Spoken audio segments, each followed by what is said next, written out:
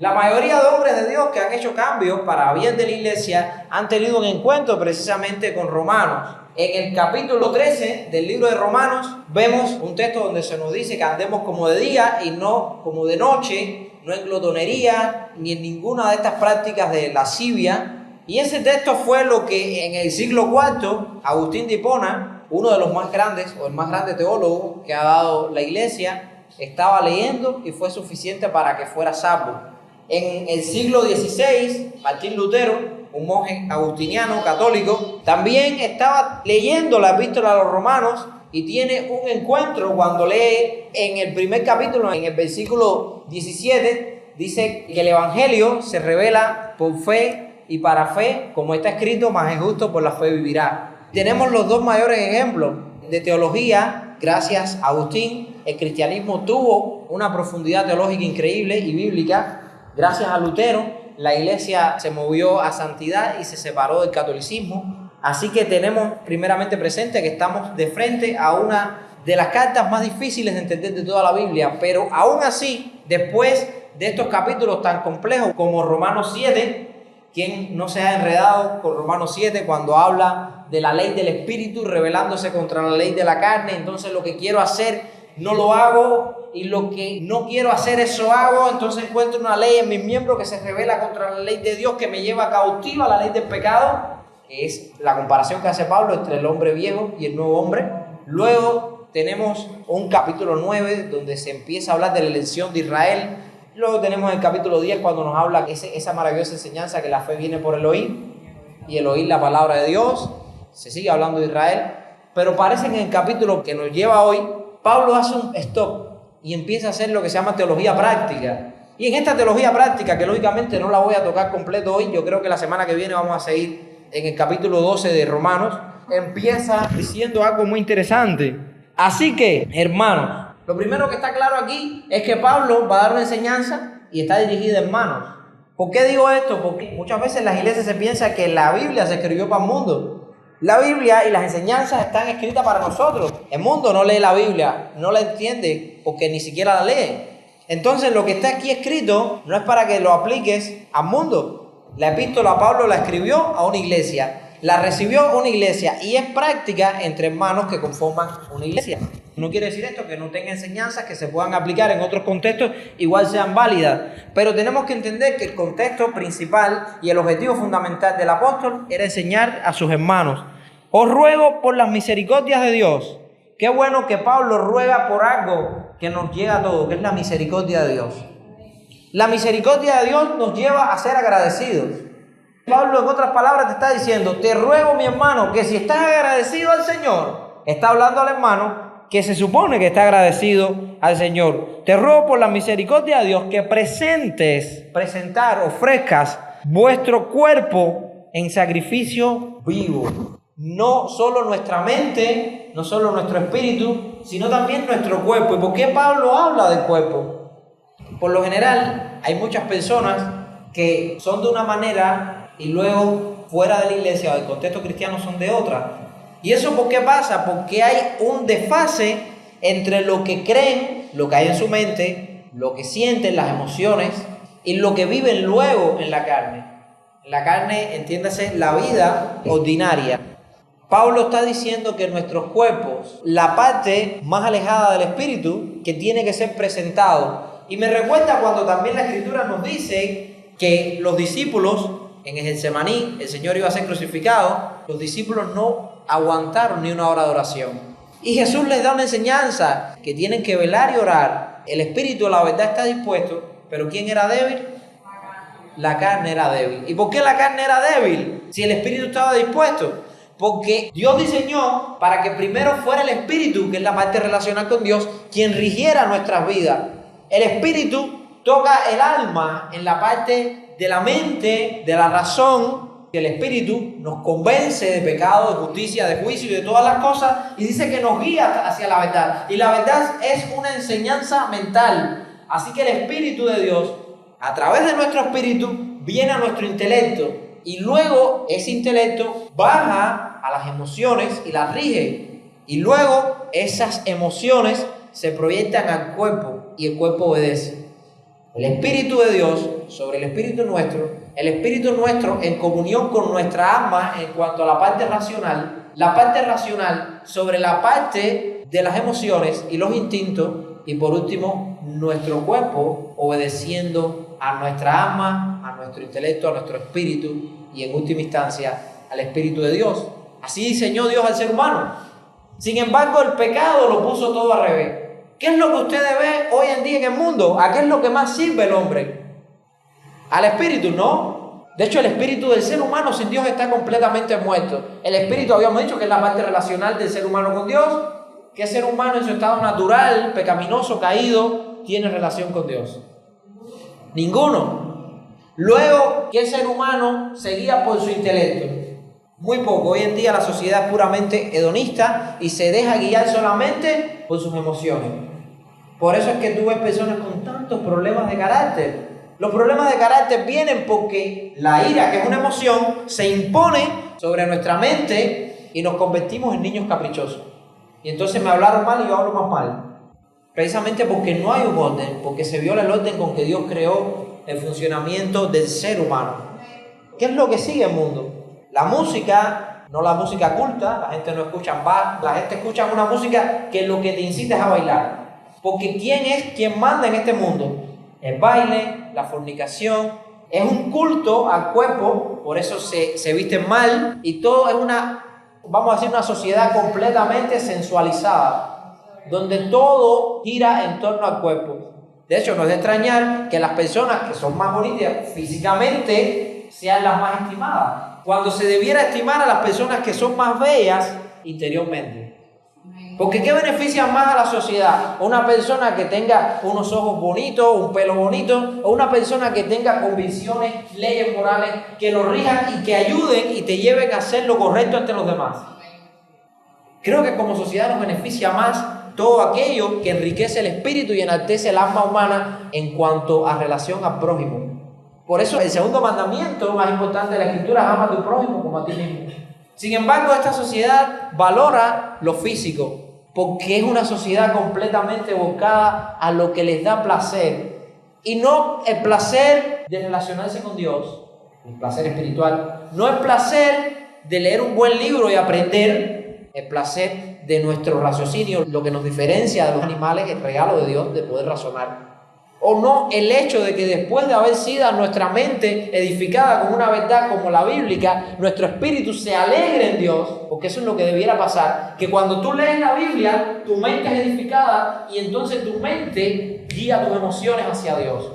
Hay gente que llora en un tiempo de alabanza a Dios y no saben por qué están llorando. Ese llanto, en mi opinión, es en vano. Porque el verdadero llanto que edifica es cuando tú has comprendido la Biblia de tal manera que ha desgarrado tu alma una verdad tan clara que baja de la mente al corazón y lo quebranta. Cuando tú lloras sin saber por lo que estás llorando por nada, estás llorando por el hecho de la emoción. Dios no quiere gente emocionalista, quiere gente que se emocionen ante su verdad, gente que puedan vivir emocionados ante su presencia, pero no gente emocionalista. Hay diferencia. El que se emociona porque recibe la verdad de Dios y el que se emociona porque está en un ambiente psicológicamente que crea una neurosis en la cual yo me emociono porque el de al lado se emociona. No promovemos las neurosis colectivas dentro de la iglesia. Promovemos la vida en santidad, la comunión con la palabra y la transformación que eso genera en el espíritu es diferente. Los cambios emotivos que hay en el alma por la transformación y el enaltecimiento del espíritu en cuanto a relación con Dios es muy diferente y tiene mucho valor porque se muestra en hechos y en evidencia. Muéstrame tu fe por tus hechos, decía Santiago. De la misma manera, una verdadera emoción que ha sido por un toque del Espíritu Santo se manifiesta en que esa persona cada vez se acerca más a Dios, vive en santidad y es más fiel a Cristo y a su iglesia. Mucha de esa gente que llora no vienen más porque lloraron en base a un sentimiento vacío, a lo que Salomón diría vanidad de vanidades. Todo es vanidad. En muchos cultos, si Salomón estuviera, pudiera decir como Eclesiastés, esto es vanidad. ¿Sabe qué significa en el hebreo la palabra vanidad? Es la misma que para neblina. Cuando usted se levanta por la mañana y ve que no se ve nada por la neblina, pero después viene el día y todo eso se quita. De tal manera que la neblina es en última instancia ¿qué? nada sabe. Nada, no es algo. Pero esa nada esconde la realidad. Asimismo tenemos que darnos cuenta que las emociones son buenas, pero el emocionalismo es dañino. Crea una neblina que si viene un carro de frente a ti no lo ves y te mata. ¿Por qué? Porque la neblina esconde la realidad. De la misma manera el emocionalismo esconde la realidad de lo que debe pasar en la iglesia. Tenemos que librarnos de esa neblina espiritual y poner nuestro cuerpo como sacrificio vivo. Lo que nos está diciendo la palabra es que nosotros debemos quitar toda esta cultura sensorial que tenemos hoy en día, todo en base al culto, al cuerpo y lo que me haga sentir bien, dejarlo de lado. Morir al viejo hombre significa presentar nuestros cuerpos como sacrificios vivos y santos. Una de las grandes verdades que da el Evangelio es poner de nuevo el orden en Dios. Y poner el orden de Dios es muy difícil porque lo primero que hay que matar es el viejo hombre, que es la carne, y Pablo te dice, eso es lo primero que Dios quiere que tú lo ofrezcas en holocausto. Se recuerdan que en el Antiguo Testamento, cuando tú pecabas para estar en paz con Dios, la gente cogía un cordero físico, un animal, lo degollaban y lo presentaban delante de Dios, como si eso pudiera quitar el pecado. David, el rey, decía, yo puedo como rey ofrecer al Señor cientos de corderos, pero lo que Dios quiere no es el animal, es el corazón contrito y humillado. Y lo está diciendo un hombre que había puesto el cuerpo, la carne, por delante del espíritu, porque había pecado, había contaminado su cuerpo en adulterio. Pero ahora David está reflexionando en Dios y dice, yo pudiera darte sacrificios de holocausto, tengo poder para ofrecerte ríos de aceite, pero yo sé que tú prefieres que mi verdadero sacrificio sea un espíritu quebrantado. Un espíritu quebrantado es sencillamente que David mató a su viejo hombre. David se negó a seguir en el camino de la carne. ¿Podía David seguir fornicando por ahí con demás mujeres en Israel? Era el rey, nadie se lo iba a impedir. Pero era un hombre conforme al corazón de Dios. Un hombre que podía ver las cosas desde la óptica que el Señor las veía. Y es lo que pasa. David nos enseña en el Salmo 51 qué cosa es presentar tu cuerpo como sacrificio vivo. ¿Saben la diferencia entre el sacrificio vivo y el sacrificio del antiguo pacto? Que había que matar al cordero y presentarlo. Ese era un sacrificio ¿cómo? Muerto. ¿Sabe cuál es la diferencia del sacrificio muerto y del sacrificio vivo? El sacrificio vivo se puede bajar del altar. El muerto no. Así que nosotros tenemos que presentar nuestra carne en el altar de Dios consciente. Vamos a padecer en las manos de Dios. Vamos a ser puestos por prueba. Como dice el apóstol, la fe nuestra tiene que ser probada por fuego para que lo que es impuro se queme y lo que es puro se quede. Lo bueno que tiene es que todo esto es un proceso consciente, en el que tú eres un sacrificio, eres un cordero que se queda en el altar de Dios. ¿Y sabe qué es lo que pasa en el altar? ¿Qué se hacía en el altar? Se quemaba el holocausto. Se quemaba el holocausto. Así nuestras vidas y nuestros cuerpos, no literal, no es que tenemos que ir a un lugar a que nos quemen, no es literal, pero nuestro espíritu tiene que estar nuevamente al centro de nuestras vidas. Tiene que nuestro espíritu estar en el centro de todo, rigiendo nuestra alma y nuestra alma rigiendo nuestro cuerpo. Para que pueda nuestro espíritu decirle a nuestra alma, envía al cuerpo, ir al altar del Señor, ser quebrantado y ser transformado. Por lo tanto, no solo dice que es un sacrificio vivo, sino también dice que es santo. Porque cuando ese sacrificio va al altar y es quemado por el fuego de la prueba y la fe sale más reluciente que el oro, entonces ese sacrificio ya es santo. Santo significa apartado de pecado. El pecado es dejado de lado en ese holocausto. Y no solo que es santo, sino que es agradable al Señor. Porque lo que tú haces por obediencia a Dios, pones tu cuerpo en sujeción, como decía Pablo, golpeo mi cuerpo y lo pongo en sujeción. Pablo lo decía. Y no era que estaba practicando el apóstol Pablo el ascetismo, sino que sencillamente estaba peleando la buena batalla de la fe. Pablo nos enseña luego más adelante lo mismo que nos está explicando aquí. Después que ese sacrificio vivo suba al altar, de que es purificado por el fuego de la prueba, de que esa fe crece y esa persona es santificada, entonces es agradable al Señor. Nosotros tenemos que tener cuerpos que sean agradables al Señor. No solo espíritus, no solo almas, sea todo nuestro ser, cuerpo, alma y espíritu, guardados irreprensibles para el día del Señor. Y eso es mediante ofrecerle el cuerpo al Señor como sacrificio vivo. Lógicamente, si estás pensando en ofrecer tu sacrificio, tu cuerpo en sacrificio, es porque ya tu espíritu está en sintonía con Dios y tu alma está siendo restaurada y regenerada por la comunión de tu espíritu con el Espíritu Santo. Ahora, ¿quién se revela? El cuerpo. El cuerpo se revela. El cuerpo es el que a veces no quiere ir a la iglesia porque está cansado. Y entiende que Hebreos capítulo 10, versículo 25 dice que no nos dejemos de congregar como algunos tienen por costumbre. También Jesús nos decía, y Pablo nos hablaba de que un poco de levadura leuda toda la masa. Eso que hoy en día es, bueno, hoy no voy a ir, eso nos atrasa. El cuerpo se revela contra el espíritu y contra el alma. Y muchas veces el alma que está entre el espíritu y el cuerpo, a veces sirve a la carne, a veces sirve al espíritu. Es poco confiable el alma. Nuestra alma es poco confiable. La Biblia llama en el Antiguo Testamento al alma el corazón. Dice que perverso y maligno es el corazón, más que todas las cosas. Al mismo tiempo te dice, sobre todo, guarda tu corazón. ¿Y por qué? Hay que guardarlo, porque de hermana la vida. Pero si te dice que lo guardes, ¿a quién tú proteges? A un niño chiquito. ¿Por qué tú proteges a un niño chiquito?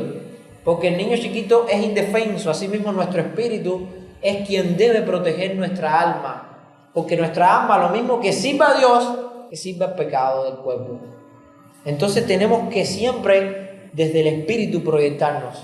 El espíritu nos va a tener siempre en sintonía con el Señor para que podamos hacer sacrificios santos, vivos, que es vuestro culto racional. Fíjate cómo Pablo va nuevamente y te dice, esto de ofrecer tu cuerpo como sacrificio vivo, santo, es un culto, sin un servicio a Dios, un culto racional. Esto es razonable que lo hagas. Es lo que te está diciendo Pablo y a mí también. Es razonable que cada mañana, cada momento presentemos nuestros cuerpos a Dios como sacrificios vivos.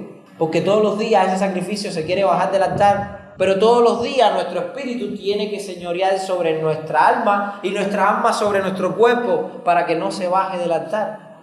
Porque esto es nuestro culto a Dios. El culto no es las dos canciones que cantamos, las enseñanzas. No, eso es parte del culto visible. Pero el culto invisible, lo que te hace que cada cristiano es una iglesia, vamos a decirlo así, cada cristiano es un templo del Espíritu Santo. Dice la Escritura que nuestros cuerpos son un templo del Espíritu Santo. ¿Qué se hace en los templos? Se ofrece servicio, se ofrece culto. Y si nuestro cuerpo es una catedral, es un templo de Dios, cada día nosotros tenemos que ofrecer cultos al Señor. Y este es el culto que hacemos, ofrecer nuestros cuerpos como sacrificios vivos, santos, agradables al Señor, porque esto es nuestro culto racional. No os conforméis a este siglo. Y es una de las enseñanzas que nos da el apóstol. ¿Y qué significa conformarse a este siglo? No sé cuántos han ido a un lugar donde se crean bandejas por impresión. La impresión es un molde, la bandeja entra por un lado como una plancha de aluminio, de arriba baja un molde y aplasta de tal manera la bandeja que le deja los huequitos para cada parte. Cada compartimento es formado por un método de una prensa hidráulica que hace que esa bandeja adquiera esa forma. Mire, esa es la palabra griega, prensar. No te conformes o no te dejes que el mundo te imprima su impronta. El mundo tiene marcas y quiere imprimirlas en tu cuerpo, luego de ahí tu alma, para que tu espíritu nunca se levante. Las personas que viven en el mundo, dice la Escritura, que están muertos en sus delitos y pecados. Y dice, bueno, yo los veo que caminan, que se alegran, que se emocionan. Sí, porque su cuerpo está vivo, su alma está viva, pero su espíritu está muerto. Y son estas cosas las que van destruyendo cada día más el alma y aún más. El mundo es un asesino que se ensaña con su víctima, y la víctima es el espíritu, porque sabe que si ese se levanta fortalecido en Dios, no hay forma de que el mundo con todo su poder pueda vencerlo, porque aún muriendo puede vivir. ¿Qué quiero decir con esto? El mundo va a imprimir en nuestros cuerpos y en nuestras almas su marca. Yo también creo que eso es parte de la marca de la bestia. No creo que solo es un 666. Yo creo que 666, como dice el mismo texto de Apocalipsis, es marca de hombre. El texto lo dice. ¿Y qué más marca de hombre que el pecado de Adán? Escatológicamente tiene su valor y pudiéramos hablar otro día de lo que quiere decir escatológicamente, pero estamos hablando de la vida práctica. ¿Quién es el reino de la bestia? El reino del diablo, las tinieblas. ¿Y dónde ejerce su dominio ese reino? En este mundo. El mundo entero está bajo el maligno. Es normal que la bestia, el maligno, quiera imponer su marca sobre todos sus esclavos para que sepan que son de él. Y esa marca precisamente es conformarnos, así como la prensa aplasta la bandeja y deja la forma, así por ese mecanismo aplasta nuestras vidas para mutilar aún más, cada vez más nuestro espíritu. Y es lo que Pablo quiere hacernos ver, que hay una lucha por el espíritu. Como le explicaba Jesús a Nicodemo, es necesario nacer de nuevo. Y Nicodemo dice, bueno, ¿cómo puedo nacer yo de nuevo? ¿Puedo entrar en el vientre de mi madre? Y Jesús le estaba hablando de un renacimiento espiritual. Y Nicodemo pensaba que era el físico. Claro, porque Nicodemo tenía su mente, como el resto de seres humanos, solamente en el cuerpo. No podemos ver más allá de la materia. A mí me encanta la filosofía, doy clases de filosofía en un seminario y tengo que estar todo el tiempo en constante estudio de la filosofía y ver por dónde van las corrientes filosóficas de estos tiempos. Y me llama la atención cómo ha crecido cada vez más el materialismo. Aún estaba escuchando materialismo cristiano. ¿Saben lo que es materialismo cristiano? Incluso, bueno, no vamos a entrar ahí para no desviarnos, porque la enseñanza quiero que sea lo más práctica posible.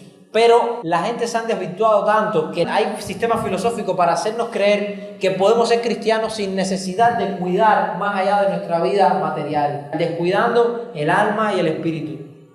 Hay filosofía ya para eso. Y lo triste es que muchas personas lo están creyendo. Ahora me maravilla cómo el mundo académico cristiano unánimemente casi ha creído la teoría del Big Bang. Ya los cristianos ahora creemos en la evolución. Sí, el Señor creó todo a través de la evolución de las especies, la selección natural es parte de la providencia y la mano de Dios. Les cuento que me encontré en la Iglesia Católica de Reina a un antropólogo que me estaba explicando los principios de la evolución y del Big Bang desde el libro de Job. Qué difícil es hoy en día decir no me avergüenzo del Evangelio, porque es poder de Dios. ¿Saben por qué pasan todas estas cosas? Porque se empiezan a avergonzar del Evangelio. No pueden verlo en su estado más puro. Y entonces cuando viene alguien que con su disfraz de ciencia, y no estoy en contra de la ciencia, te dice, ¿y tú no crees el Big Bang? Y tú, para no sonar como tonto, de que eres una persona que cree que Dios creó al hombre del polvo, tratas de conformarte a este mundo. Pero la enseñanza del apóstol es que no nos conformemos a este mundo. Bueno, me gusta porque dice, no os conforméis no a este mundo, sino a este siglo. La escatología bíblica, vamos a decirlo así, en su sentido más puro y llano, se define en siglo presente, el día del Señor, y siglo venidero. El presente siglo es descrito en la Escritura como el siglo malo, el presente siglo malo. El día del Señor, el día de juicio grande y terrible, en el cual Dios, como dice Daniel 12 y otro tipo de textos, que el Señor hará justicia, resucitarán los muertos, uno para confusión eterna y otro para vida eterna. Y luego viene el siglo venidero. Pablo habla mucho de los hijos de este siglo. La palabra siglo es aión y es una era. Está hablando de que no te dejen conformar a esta era. El siglo este está marcado por el maligno. Entonces, si Pablo está usando la figura del siglo malo y te dice no te dejes imprimir la marca de este siglo malo, ¿qué marca es la que debiéramos dejarnos imprimir? Según la misma enseñanza de Pablo, desde un punto de vista implícito, ¿qué nos está diciendo Pablo? No es este, es el venidero. La enseñanza explícita es no te conformes a este siglo malo. La enseñanza implícita es confórmate al siglo venidero. En otras palabras, no te dejes imponer la imagen del mundo, déjate imponer la marca de Cristo. ¿Y cómo es esto? Dice Pablo, sino transformados por medio de la renovación de nuestro entendimiento. ¿Y qué les gustamos de esto hoy en día? Porque el maligno ha sido hábil.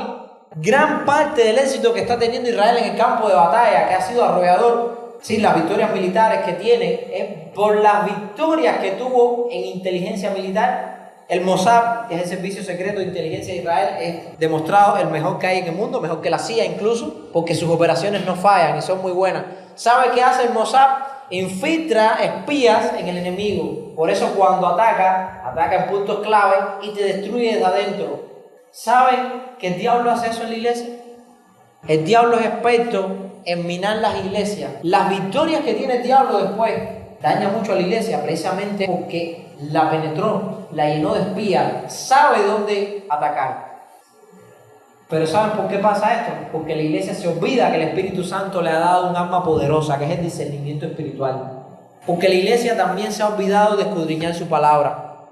Y si la iglesia no tiene discernimiento espiritual, ni escudriña la palabra, dicho sea de paso, las dos cosas vienen estrechamente relacionadas. El libro de los Hechos, capítulo 18, nos habla de los de Berea. Personas que tenían un discernimiento espiritual increíble. ¿Pero por qué lo tenían? Porque dice la Escritura que ellos escudriñaban en la palabra. Y es lo que nos está diciendo Pablo aquí, que seamos transformados. La palabra griega metanoia, transformar, cambiar la mente, dar un giro de 180 grados. Hay gente que se conforma con el giro de 360. ¿Por qué? Porque te quedas con lo mejor. La sensación de haber cambiado, pero la realidad es seguir en el mismo lugar. Nosotros no estamos llamados a los giros de 360 grados. La iglesia está viviendo hoy de giro de 360. Porque hubo movimiento, hubo giro, pero terminaron en el mismo lugar. Nosotros no podemos seguir de espalda a esta realidad. Tenemos que ponernos de frente a la realidad de Dios, quitar esa neblina de la que hablábamos ahorita, esa vanidad. Dice que tenemos que ser transformados. Si nuestra mente tiene que cambiar, transformar, transmutar. ¿Por medio de qué? ¿Cuál es el medio? Esto no es como Maquiavelo, que el fin justifica los medios. Para el Señor, bueno, Pablo y Cristo tienen una diferencia no solo a Maquiavelo, que decía que el fin justificaría los medios, sino a la teología posmoderna que se predica en muchas iglesias, donde por tal de que la gente sea más, se resta la santidad, se resta la vida de oración, se resta tantas otras cosas. ¿Por qué? Por los espías que ha mandado el diablo, por la falta de discernimiento espiritual y de escudriñar la palabra, la iglesia ha bajado los estándares y esos espías han hecho mella y la iglesia se ha conformado a este mundo y lo peor, se ha transformado y no de la forma correcta. Por último, lo que quería decir, no solo que la iglesia se ha transformado en todas estas cosas, ha bajado la guardia y el enemigo la ha permeado, sino que al final, ¿por qué la iglesia permite que el evangelio sea cada vez diluido más? Es como un refresco que al líquido puro tú le vas echando agua, llega un momento que está bueno, pero si te sigues pasando la mano eso ya no sirve. ¿Por qué la iglesia se le ha pasado la mano? Porque cree que el fin justifica los medios. Por eso, como el fin es crecer y que vengan más gente, cambian el mensaje. Hacen el culto en vez de para Dios, pensando en cómo va a ser el que va a venir. Y entonces es como que le dice al Espíritu Santo, déjame esto a mí, déjame hacerlo yo. Sí, la gente llora, se emociona, como veíamos ahorita, con un vacío, con una vanidad, pero en el próximo culto no están. ¿Por qué? Porque no hubo nada del evangelio. Ahora la obra de Dios prevalece. La obra de Dios prevalece porque el que es tocado realmente por el Espíritu Santo le es fiel y fiel hasta la muerte. Sin embargo, el que es transformado por una campaña, por una predicación, por un líder, por algo que no es, cualquier cosa que no sea Dios, el mundo y sus deseos pasarán. Y eso no permanece. Jesús decía, fuera de mí, nada pueden hacer. Pero parece que la iglesia moderna cree que sí, que fuera de Cristo podemos hacer cosas y por eso creamos programas y cosas. Y después venimos delante del Señor, mira Jesús, mira esto que preparé, bendícelo. Y no es así. Es, Señor, muéstrame tu plan y dime en qué puedo servir. La iglesia ha cambiado porque le ha creído más a Maquiavelo que a Jesús. No directamente, tú le dices a la iglesia, no sabe ni quién es Maquiavelo, pero cree su doctrina. El fin justificará los medios. Pero Pablo dice que no, que tanto el fin como los medios tienen que ser uno y legítimos. Legítimos en Dios, tienen que ser legitimados por Dios. Entonces dice Pablo que debemos ser transformados, pero no como nos dé la gana, no como una estrategia o un programa, un taller de evangelismo explosivo en 2 días. No es eso. Dice el medio también, transformados por medio de la renovación. ¿Qué cosa significa renovar? Hacer nuevo. Muchas veces tomar lo que has dejado y ponerlo como algo nuevo. La iglesia no está siguiendo las sendas antiguas. En los días de Jeremías, el profeta decía, preguntad por las sendas antiguas. Es lo mismo que tenemos que preguntar hoy. Los medios por los que tenemos que ser transformados son, primeramente, la renovación ¿de qué? De nuestro entendimiento, no de nuestras emociones. Porque lo primero que toca el Espíritu Santo en nuestro espíritu. Y lo primero que transforma y renueva el Espíritu Santo a través de nuestro espíritu es nuestra mente. Por eso Pablo decía que ahora yo tengo la mente de Cristo. Lo primero que tenemos que tener es la mente de Cristo. Teniendo la mente de Cristo, luego vamos a tener las emociones de Jesús. Vamos a sentir como Él sintió. Y luego vamos a poder subyugar nuestro cuerpo como el Señor lo subyugó. Y como Pablo también lo hizo. Y esa es la realidad. Tenemos que renovarnos mediante la transformación de nuestro entendimiento para que comprobéis. ¿Qué significa comprobar? Probar para ver si funcionó, ¿verdad? Cuando un mecánico termina de arreglarte un equipo, dice, bueno, vamos a comprobar cómo quedó esto, conéctalo ahí. Si quedó bien, funciona. Y eso es un buen mecánico. Asimismo, si todo nuestro proceso con Dios, si nuestra mente es renovada, entonces nosotros podemos comprobar, podemos definir en la práctica cuál sea la buena voluntad de Dios. No cualquiera, sino la agradable y perfecta. Y aquí quiero terminar cuando dice, para que entonces ustedes sepan, para que puedan comprobar, convencerse por ustedes mismos, cuál es la buena voluntad de Dios. Explícitamente. Ahora, ¿qué dice implícitamente? Hagan esto para que comprueben la voluntad de Dios. Esa es la enseñanza explícita, la que está clara ahí. Ahora, ¿cuál es la que está implícita? La que deducimos por eso que dice. Si no hacemos nada de esto, nosotros nunca vamos a tener una idea de lo que es la voluntad de Dios, ni cuál sea la voluntad agradable y perfecta de Dios. Si nosotros no renovamos nuestro entendimiento, si no pasamos más tiempo escudriñando la Biblia, si no nos abstenemos cada vez más de lo sensorial, de lo que es el cuerpo y los deseos de la carne, de esas emociones vacías, si no hacemos esto, nunca vamos a comprobar qué cosa es que nuestra mente sea renovada, que nuestro entendimiento se acople con Dios y poder entonces así discernir realmente cuál es la voluntad buena, agradable y perfecta de Dios. Hermanos, ¿cuántos queremos recibir un entendimiento claro de la buena voluntad agradable y perfecta del Señor? Esa es nuestra meta. Por eso estamos aquí y no en la casa. Por eso estamos pasando calor, no para cantar 2 canciones o a ver a alguien que se para adelante a hablar como un papagayo. Estamos aquí porque más allá de los que tocan los instrumentos, de los que predican, está Dios. Y Dios tiene palabras para nosotros cada vez que venimos. La próxima semana vamos a estudiar este texto. Discúlpame, no podemos llegar al texto que se dio, pero vamos a llegar. Yo creo que vamos a llegar con más fuerza mientras más vamos entendiendo el contexto. Si extraímos todo esto en 2 versículos, yo creo que Dios tiene mucho para hablarnos aquí, ¿verdad? Recordemos siempre esto. Estamos en Cristo para cultivar la relación de nuestro espíritu con el Espíritu Santo. Para que esa relación produzca en nuestro espíritu el fruto del Espíritu Santo. Ese fruto va a transformar nuestras mentes. Esa mente regenerada, esa mente transformada, ese entendimiento cambiado para gloria a Dios, va a producir emociones genuinas. Y esas emociones genuinas va a hacer que nuestro cuerpo quiera guardarse para el Señor. Y vamos a poder controlarlo. Vamos a hacer las cosas con la fuerza de Dios. Y vas a ver cómo el cuerpo se somete. ¿Entienden que el cuerpo no solamente estoy hablando de esto, sino la carne, lo que hablamos de la carne, esos deseos pecaminosos, esa ley que como decíamos ahorita nos lleva de continuo al pecado? Y es la lucha que está hablando aquí Pablo en el capítulo 12 de Romanos. Es la misma lucha que vemos en el capítulo 7, pero aquí desde la parte contraria. En el capítulo 7 nos habla en el presente Pablo luchando, pero en el capítulo 12 se nos habla de esa lucha desde el lado del que la venció.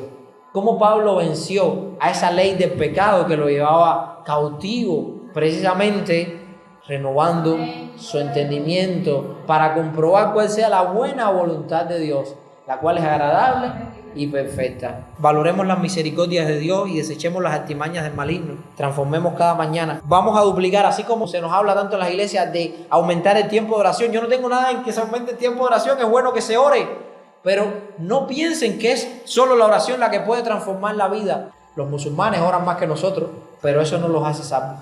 Es la revelación de la Biblia la que nos salva. Vamos a escudriñar la Escritura, oremos.